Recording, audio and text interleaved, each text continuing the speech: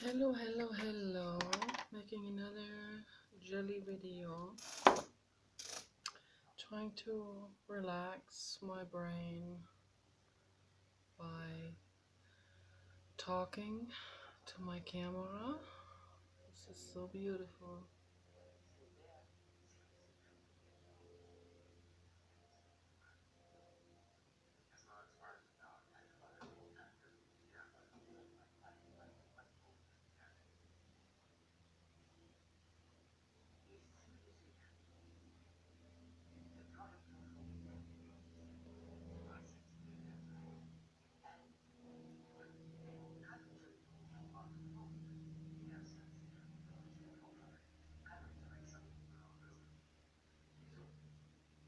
It's gorgeous.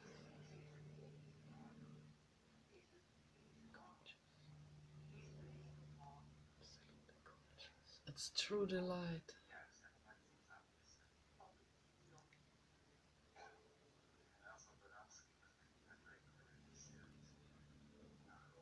True delight. So hopefully tablet has enough battery capacity this time for me to use my psychiatric consultation hour to the fullest. This is pharmaceutical free psychiatry. Okay, this here.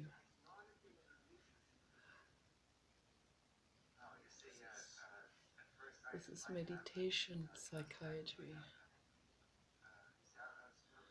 This is talk session for sharing thoughts and listening to David Bohm and Jiddu Krishnamurti.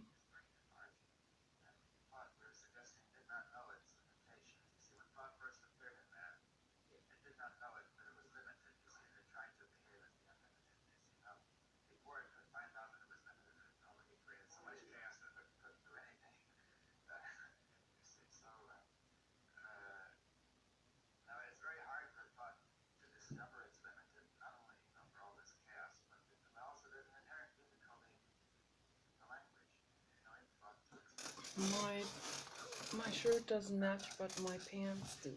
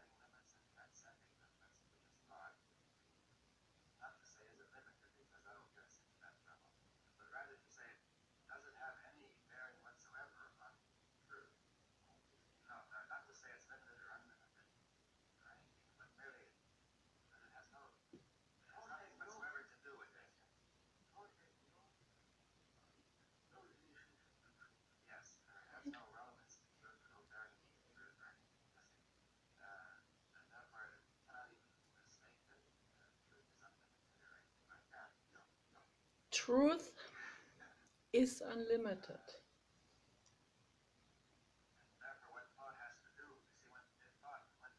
Thinking, thinking, thinking is based on accumulation of knowledge, and knowledge is always limited. And that's how it works.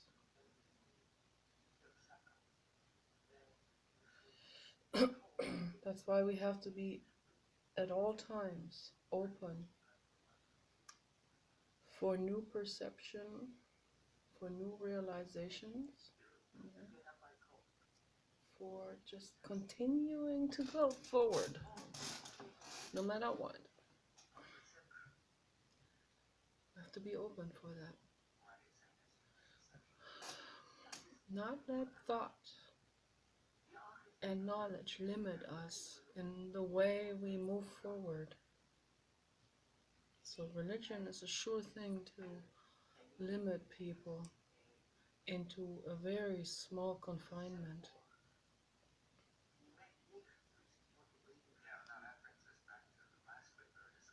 That doesn't give people, you know, I have a friend, she said, if we didn't have religion, then people would become, they would be all over the place, they would be disobedient, and they would do all kinds of terrible things. I don't know exactly where she was coming from when she said that, whether this is sort of like a projection on her own, of her own brain into others, or whether this is her reflection on the majority of people who don't have an inner moral compass. I have the feeling it was more projection, probably. Like maybe she needs that in order to have some kind of pseudo morality or something. I don't know.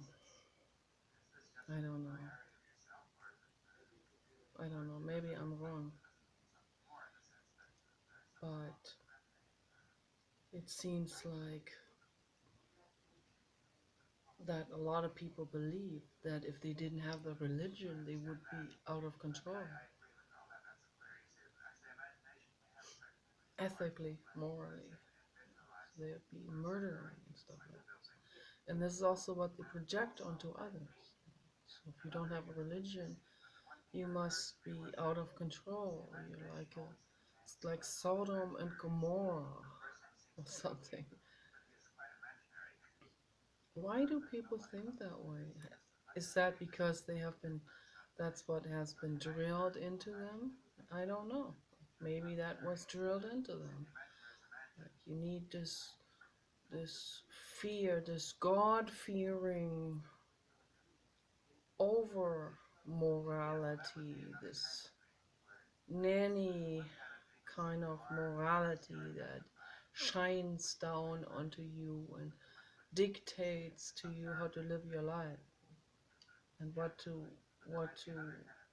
accept and what to find wrong. And so basically they tell you what's right and what is wrong.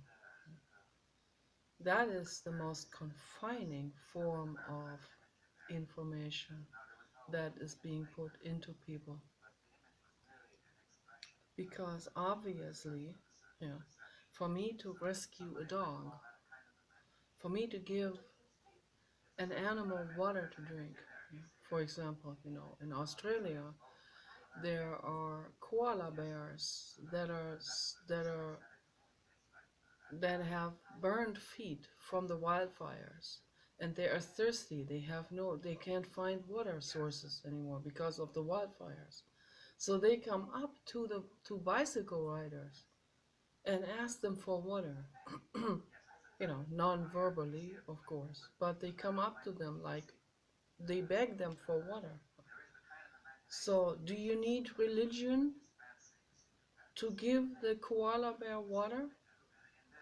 No, you don't. Okay.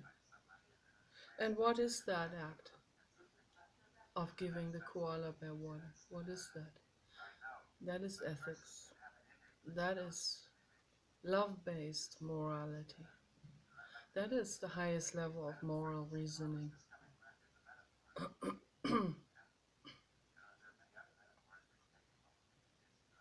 That's an act of kindness. That is an act of true love. Okay. To give a koala bear water to drink. Okay. And better yet, to bring the koala bear to a veterinarian. To have the feet treated and bandaged. And to have him nursed back to health. That's an act of kindness, that's an act of compassion. That is true love. Okay, that does not require a religion. So, you see, we don't need a religion. Love does not require a religion. Love also does not require information or knowledge.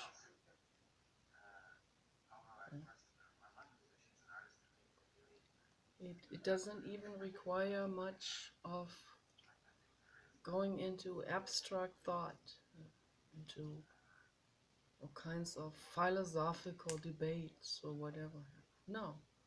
You see an animal, a living being in need of help, and you help. You offer help. That's an act of kindness that comes from your love instinct. Okay. Mother instinct, father instinct. Okay. That love is not bound to your species. That love is limitless. It's not bound to anything. It's not bound to thought, to anything. That love does not need religion.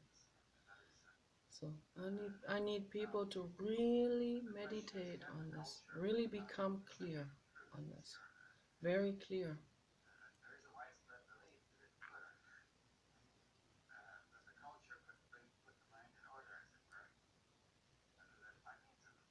An act of kindness without having an ulterior motive, so like without thinking ahead, without calculating some kind of chess move or some, which politicians do all the time. An act of kindness right now, that there's someone in need of help, I help. It doesn't matter whether I'm going to be praised for it or not praised for it, whether it is seen or not seen, and it even doesn't matter whether I'm going to be punished for it either. Whatever the threats are thrown at me for my acts of kindness, I do it even if I risk my life. Okay? That is true love. That does not require religion.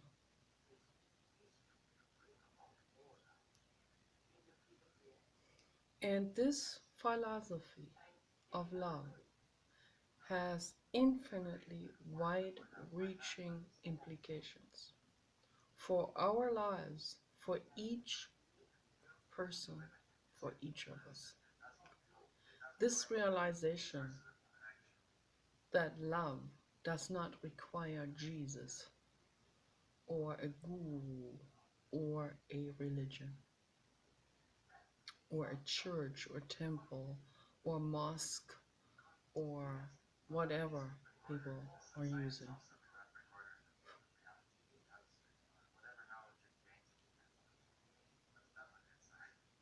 or whatever practices or rituals they do. Okay? It's not required for this.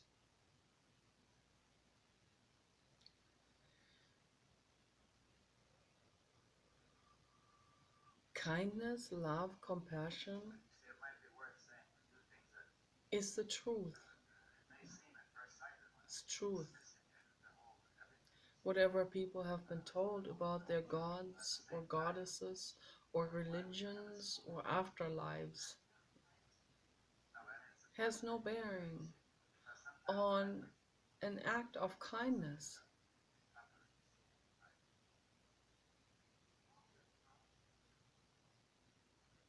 And religion means nothing.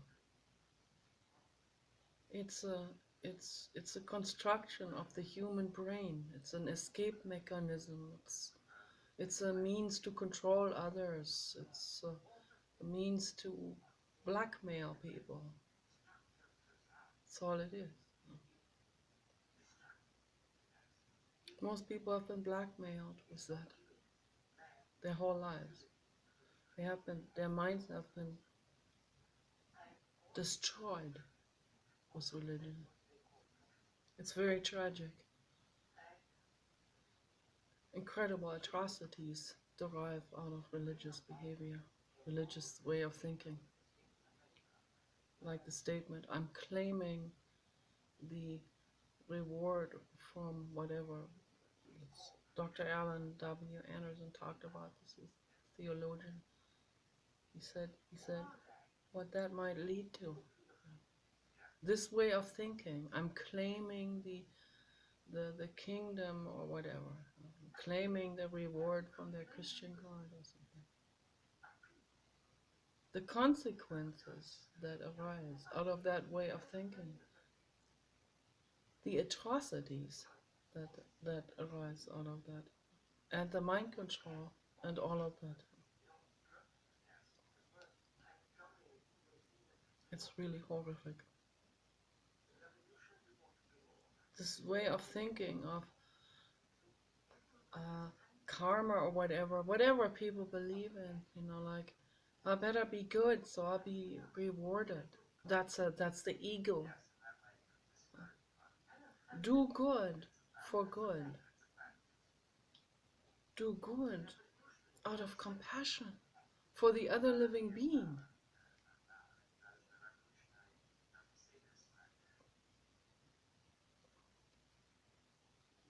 Not because of, calculating out some consequences that will be beneficial for you when you do this. Yeah, that's ego. That is not. That has nothing to do with love, okay, at all. That's not compassion. Compassion is if you completely forget about your own motives, your own needs in that moment. You see the other living being, okay. You feel compassion. You understand that other living being's demise, the mirror effect. The we are not separate. We're not. We're not divided. This is the same thing. It just has been separated. Now it can go back together and fuse. Everything is interconnected like this here. Yeah. He feels just the same pain. The dog or the koala bear or the cat or horse, they feel the same pain as I do. They feel the same thirst and agony, loneliness, over being overheated or freezing. The same thing. I see that. I see an animal. I help. Whether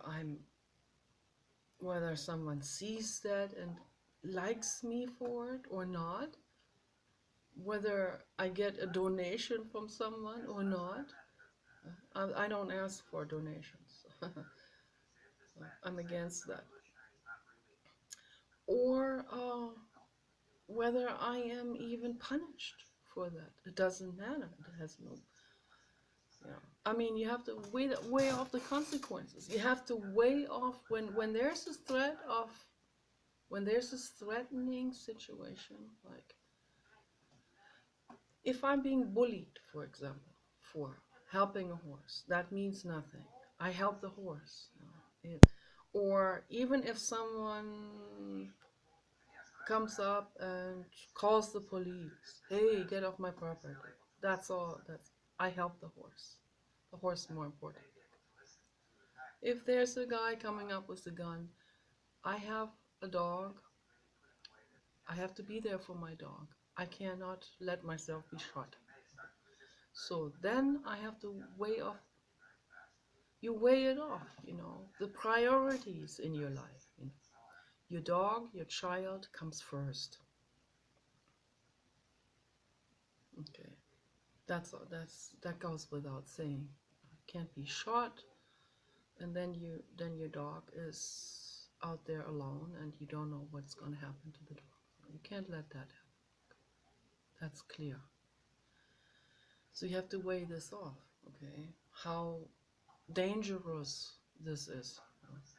So, but yeah, if it comes to bullying or even someone calling the police, then later, if the police, let the police come, I will explain the situation. So I can, if they cause legal problems for me, then I will cause them some legal problems back, you bet.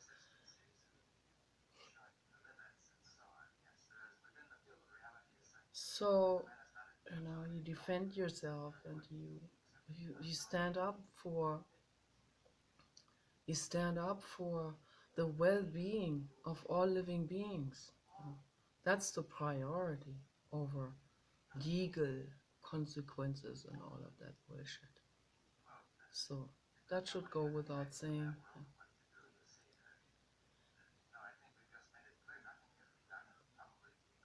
I know that meat, for example, eating meat is wrong. Eating meat is really unhealthy.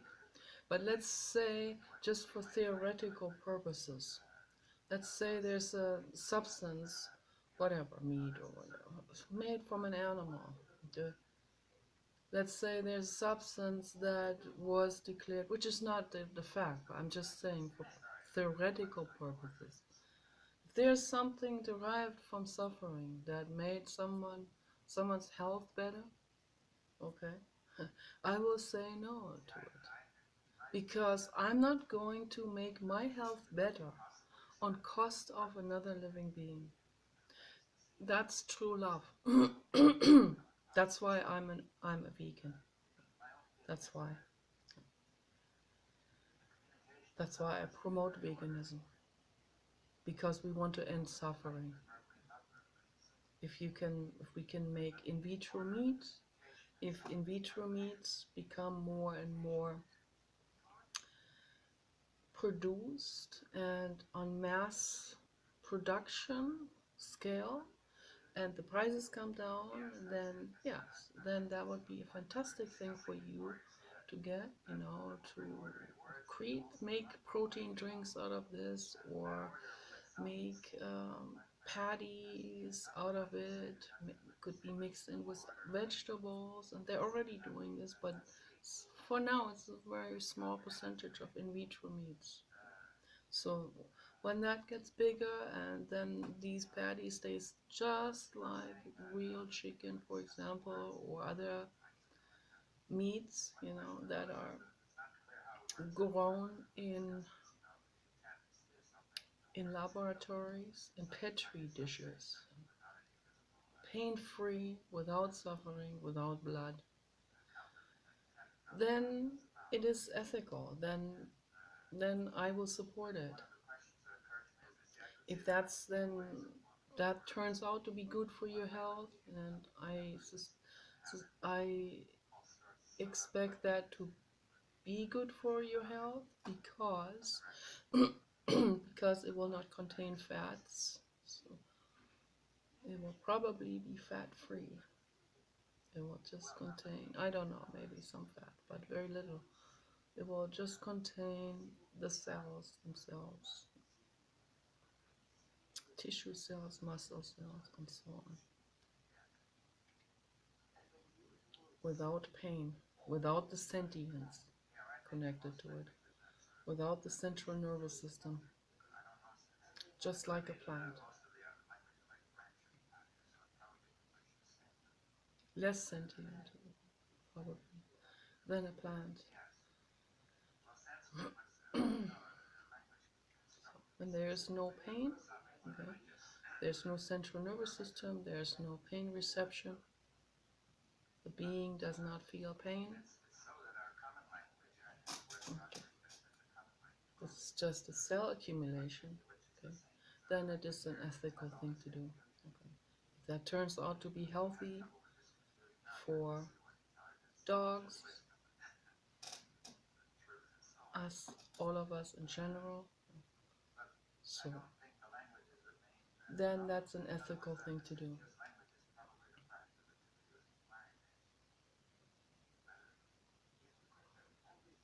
So this principle will apply to every niche in life, to every corporation, to every household, every individual, okay?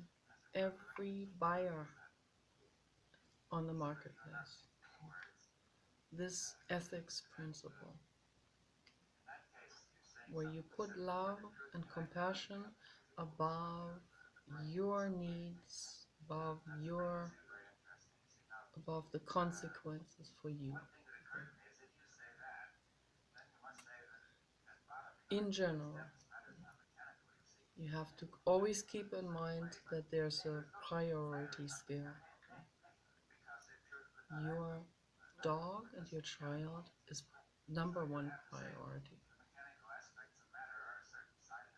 And then right after them come the other beings.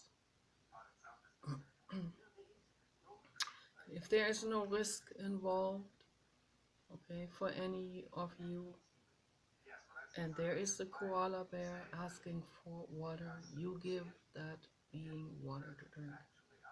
You help that living being. That's ethics. That's compassion. That's true love. So that's my appeal to the world, to practice that. Whether it comes naturally to you or not, practice this. If you practice it, it will become more natural. If you continue to practice, it will become more and more natural. And it will even reshape your neuronal connections. It will even reshape certain brain formation.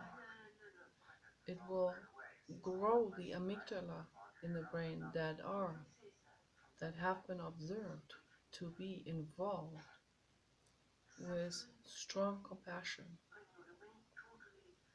for other living beings.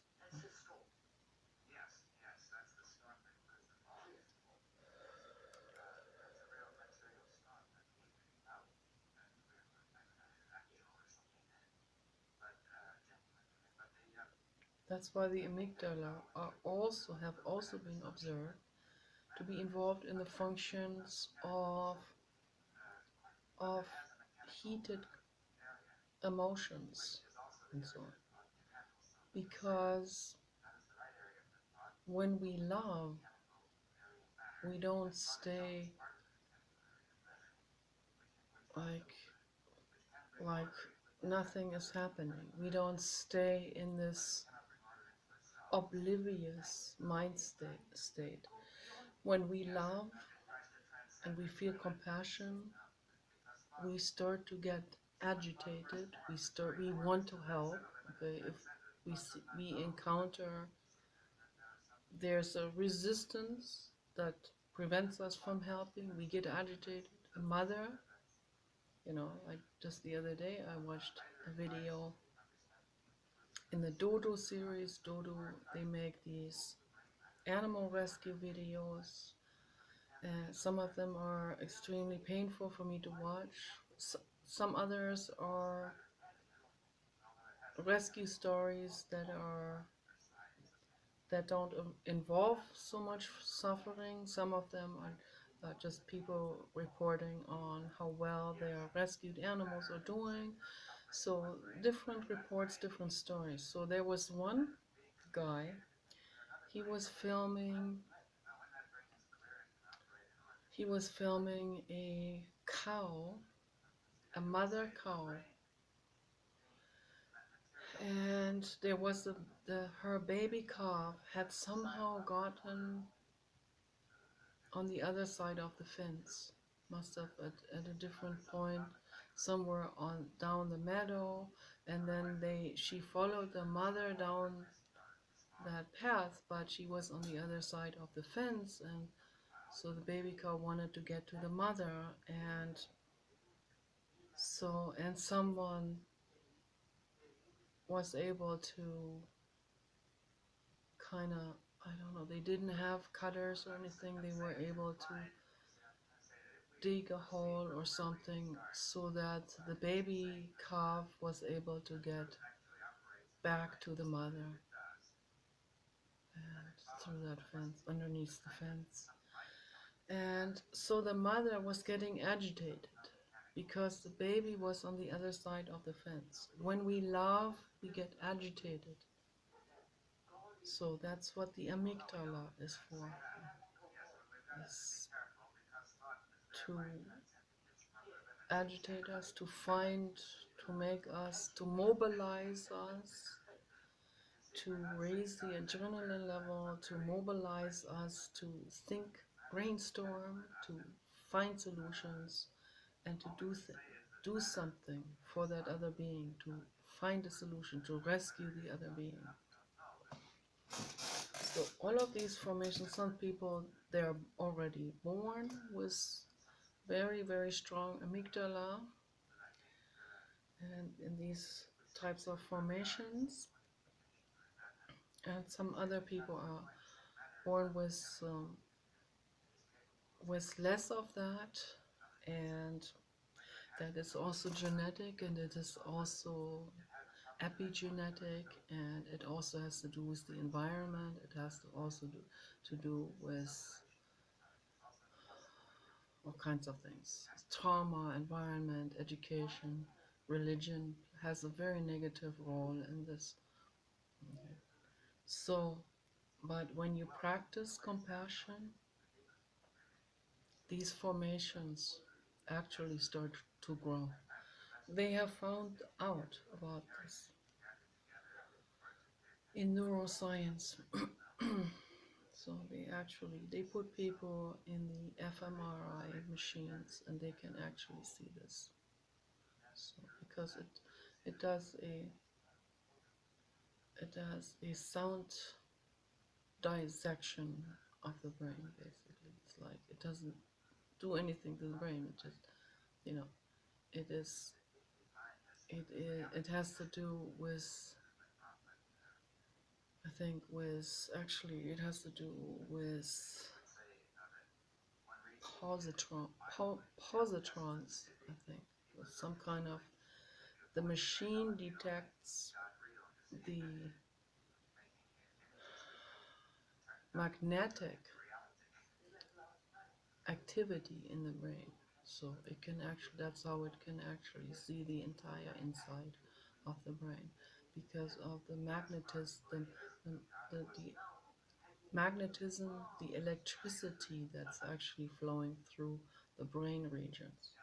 They can see which regions are very active and so on. So that is very, very fantastic technology.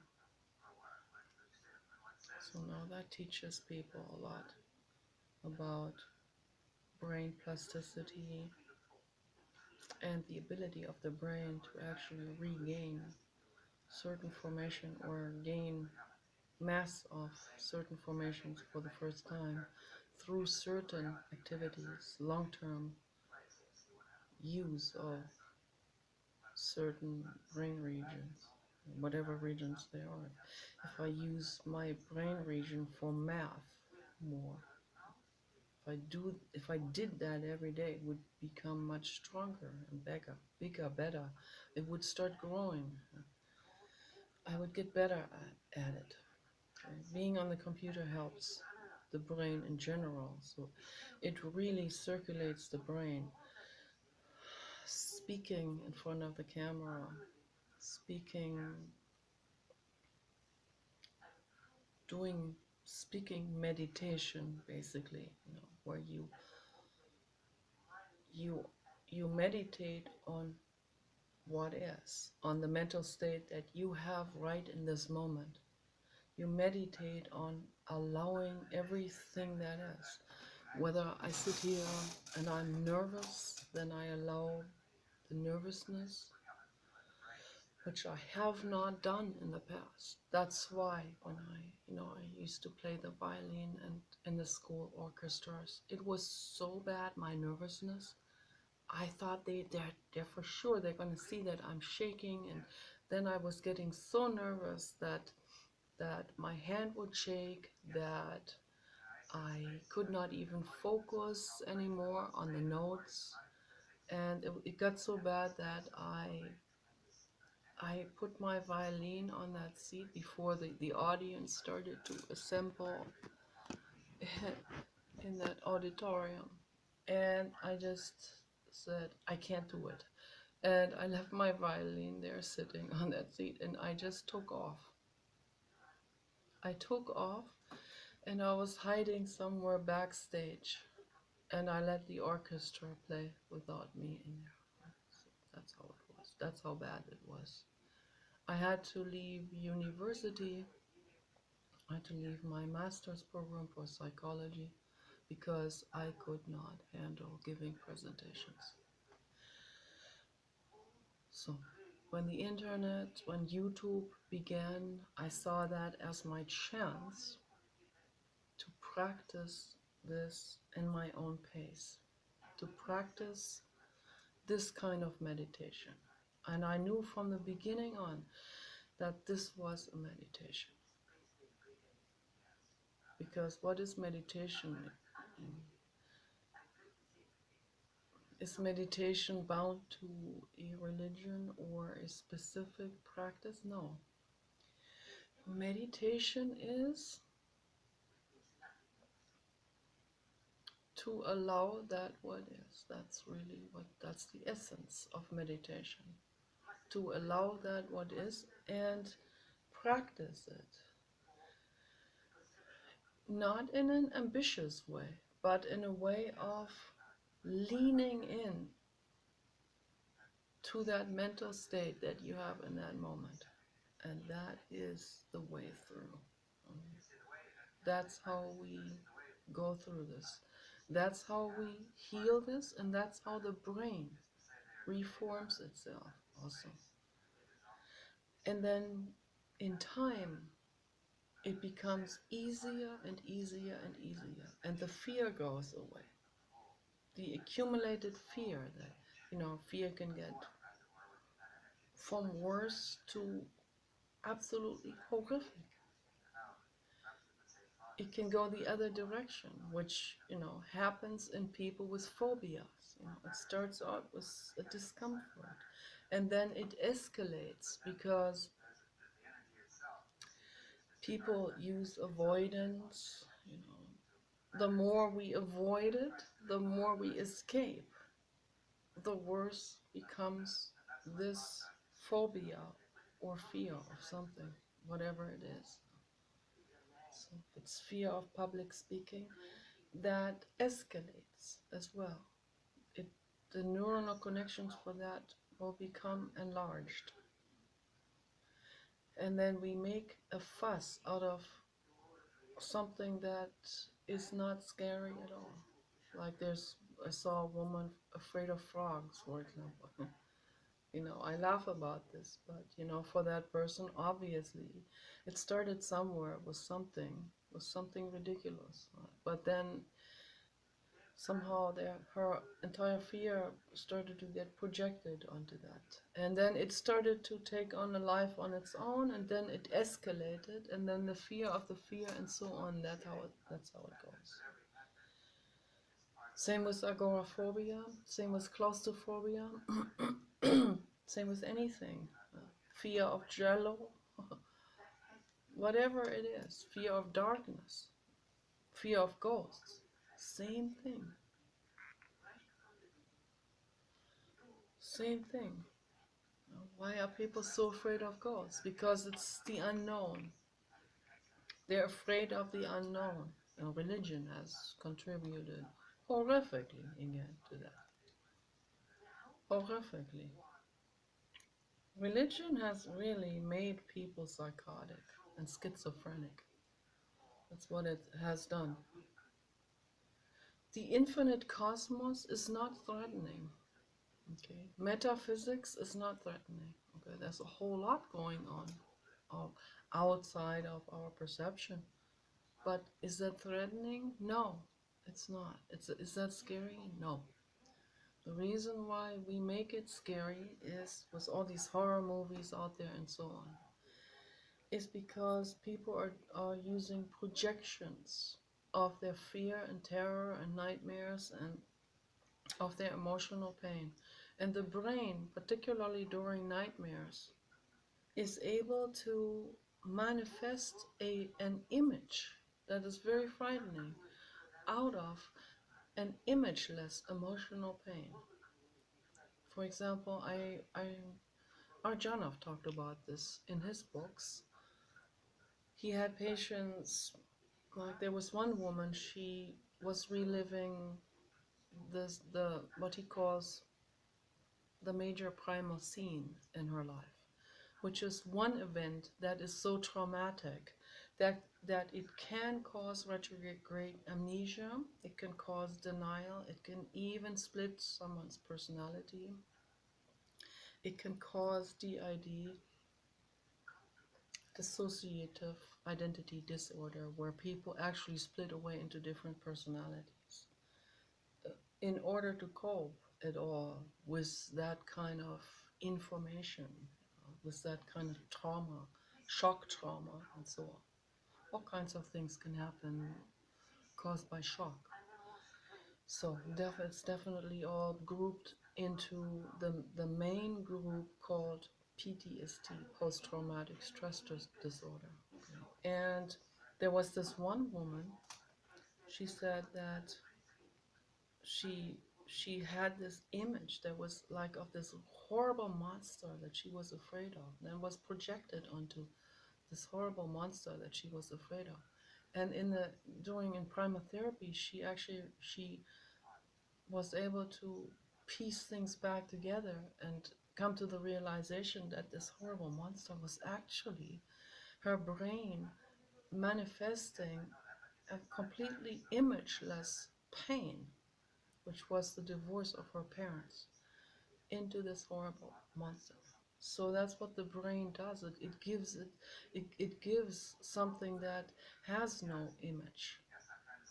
It gives it a shape. And that's what people do all the time when they write horror movies and horror stories and so on. These are all pictograms. These are all psychograms. Psychograms, it is their own psychological pain being put into an image. Yeah. Writers do it. People do it consciously. People do it unconsciously. That's when it really takes over. That's when that is the fertile ground for phobias. That is what causes phobias, and in nightmares. So nightmares are also, again, the brain putting an image to an imageless emotional pain that is very traumatic. But the path is to become conscious, to become aware. Psychoanalysis, has practiced this for over 100 years. Yeah. Then it became more and more clear, so that it goes much deeper than psychoanalysis, with primal therapy. That things are visceral, things are actually on a cellular level, that memories can also have a body-brain cohesion of some sort. I don't know exactly how it works, but cells can actually be part of this memory. So it's very interesting. The key is for healing is to become completely conscious, to bring the unconscious to consciousness. That's the healing process. So tears help with this. Once we feel safe to get into it, to dive into it, to look behind the denial and behind the projections and the phobias, then the tears will come, and that is tremendously healing. Tremendously healing. That is the total liberation. I used to be always falling in love with boys back in high school. When I was a teenager, always falling in love with boys who were unavailable, who were like, meh, like this, like, meh, I don't know. They were sort of my friends, but they were like, meh, nah, not really. So they weren't really into me, they weren't attracted to me. So, and I was really, that became a struggle. And I was unconscious about it, why I was doing this, why was I struggling with them for love? Because I was struggling for love with my mother. So it just changes form. It becomes then the struggle was the boys. So, or unavailable people, or worshipping celebrities too. The unattainable person. It's really a disguise for the unattainable mother. So, and it's that pain. Once we can get to that pain, once you get to that pain, that celebrity dissolves in your head, not in reality, but the celebrity mystery person, the mystery about the person, the glorification, the pedestal of that person dissolves. Once you become clear about it, then you see, oh, that's another living being, just like myself. And he wants to live, and he wants to be left alone, and he doesn't want to be bothered. And he already has a wife, and he is doing well. And if I ever meet him, and if he does like me, cool. But if he doesn't, then it's cool too. So it becomes, the issue of it becomes dissolved. Or anyone who you want, who is not really there for you, but you want him so badly. Why do you want that person so badly? Why that struggle? Because there's emotional pain behind it.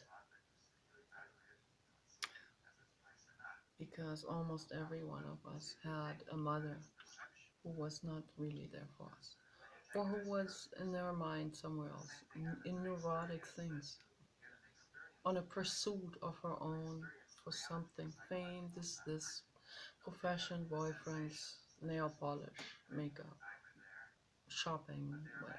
Not there for you. Or an alcoholic or drug addict, or violent, or crazy, psychotic, whatever. She wasn't there for you. And you acted out later on, and you're not conscious about it. So the first step is to healing, to become very conscious about all of this. Lean and